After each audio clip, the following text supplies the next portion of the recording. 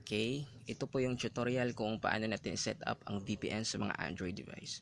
Una natin gagawin, punta tayo sa Play Store and then search nyo Open VPN Connect. I-download nyo ang Open VPN Connect.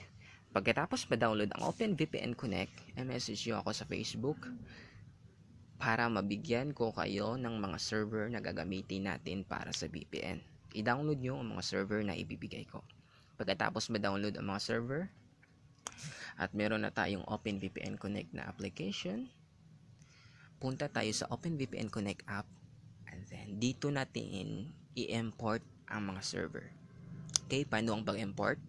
Madali lang. Para ma-import ang mga server na dinownload natin, punta tayo sa top menu, import profile from SD card, and then hanapin natin yung mga server na dinownload natin. Okay, I think nasa download yun. Yan. Ito na yung mga server. Okay? Gagawin natin dito, pipili tayo ng isang server. For example, ang pipiliin ko ay Los Angeles 1. And then, tap natin select.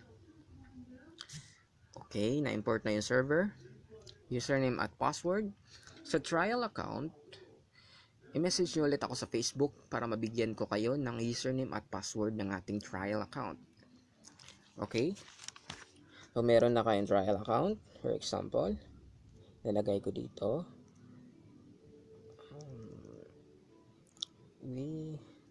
Wait. Okay.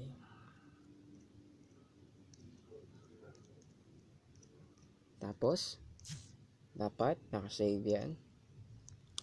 And then, before natin i-connect to, siguraduhin naka-enable or naka-on yung mobile data natin para makakonect tayo.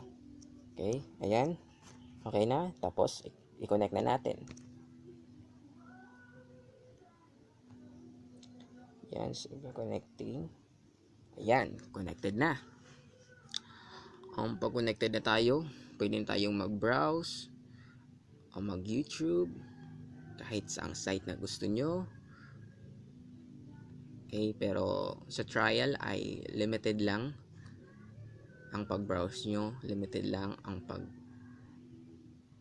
pagpunta nyo sa kahit anong site. Limit lang kasi trial account lang.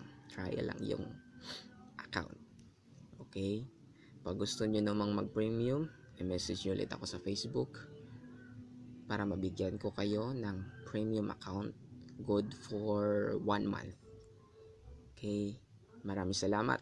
Ganyan lang kadali. Good day.